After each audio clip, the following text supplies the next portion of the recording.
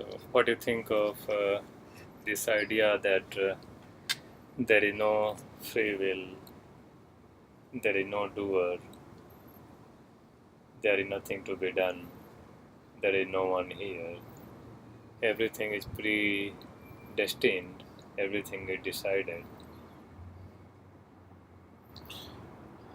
Well, that everything's decided, I don't know if I need to say that. But, yeah, it seems to me that it's very easy to appear to be there's an agency. So, and for example, we use the word society, sometimes a capital S, okay?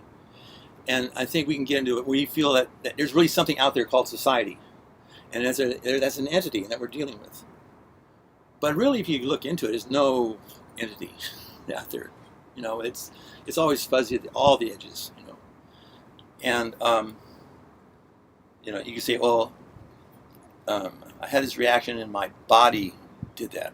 Even like the thing you were talking earlier about, sometimes you'll be in a state where you just don't feel like you want to talk, or it seems like an effort to talk. So, what is it that has having? You can talk like there's something there that doesn't want to talk, but that doesn't have to be how you interpret it. You can interpret it, and I don't think that's even an attractive interpretation. I think what it is that the whole system is in that condition of just sort of this sort of slow motion, and that there's nobody behind it. There's no homunculus, as they used to say. There's no little person behind it. One image I have is like, imagine the whole a 3D, not a 3D, hyperdimensional weather model on a computer, supercomputer, for the whole world. And if you look at the weather at any moment in time in that system, there's no description that describes what it is. There is no central force, there's no central agency, there's no central anything. It's just a collection of stuff like clouds moving. And I think, my body is like that. And my body doesn't end at my body, so everything around my body just keeps going.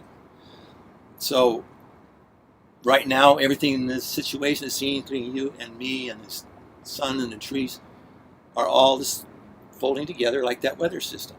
There's no agency.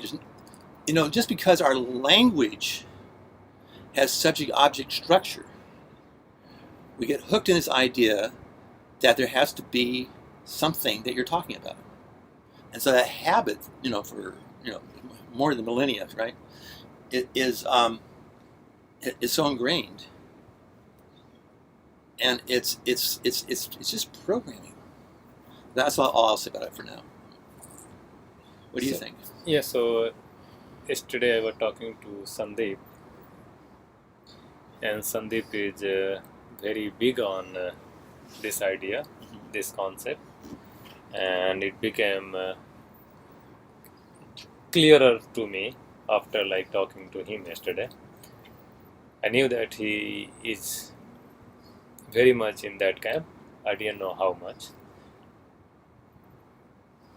So for me, as a technique, as a teaching, as a device, thinking that there is no doer, there is no free will, there is no choice, is fine. It works perfectly.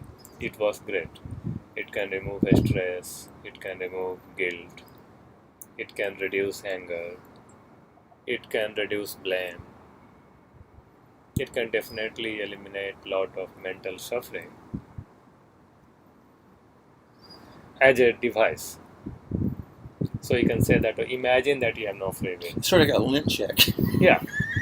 Software. Yeah. Imagine that you have no free will, or think that you have no free will, or assume that you have no free will. And if you don't have any free will, then there is no need to blame somebody or blame yourself. There is no need to be angry at somebody. There is no need to regret what you did or did not. And that's great. What I cannot buy, so that anybody knows it for sure. Be it Ramesh, be it say anybody. Mm-hmm. Nobody has really proven it, that there is no free will. Nobody has proven that there is a free will. and to me it's not important enough to focus my energy on or focus my time On really proving or not. Yeah, I mean it's not worth my effort, or it's not even worth debating a lot. I mean, I'm not. That's not my prime concern, nor it is my prime motive. Now, where So you're almost questioning it. You're saying, yeah, I can relate to it, but it doesn't seem like an important teaching method. Is that what you're saying? no, I'm saying that if you teach it as a device to reduce suffering, device to reduce stress, Then it has then pragmatic it has value. a value. It has practical value. If you're trying to preach me that this is absolute truth and you have found it, that I have difficulty accepting. But now, wait a minute. On that, And it, by you, I don't mean you. no, I no. just mean But is there anything that you feel that can be proved? I mean, to some extent. So, say like to some extent, you can prove that okay, if I puncture your skin, blood will come out. I mean, this is a very material thing. You can prove that if I hit this hard enough, my hand will hurt. I mean that's simple pragmatic thing. Mhm. So something are like that.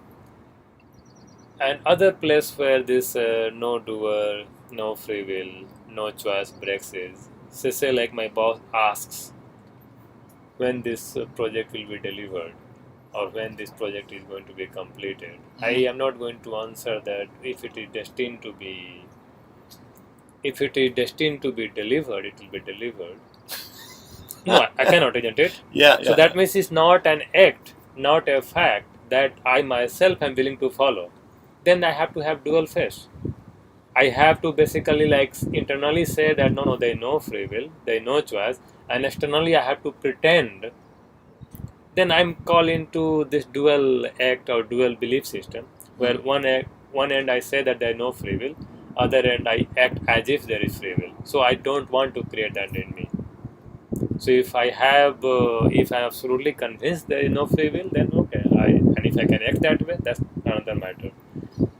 But if I say at one end there is no free will, and other end I go and talk as if there is free will, as if there is choice. Yeah. So, and the reason I asked that question because I don't know that we ever prove anything, but we might come up with useful heuristics, things that it's like a good recipe. It's like, hey, if you find that you're stressed about something, check out a little bit about how much there's really somebody behind that or not. Yeah. You might find that you're hooking yourself in, and you don't have to. Right. Yeah. So it's just useful.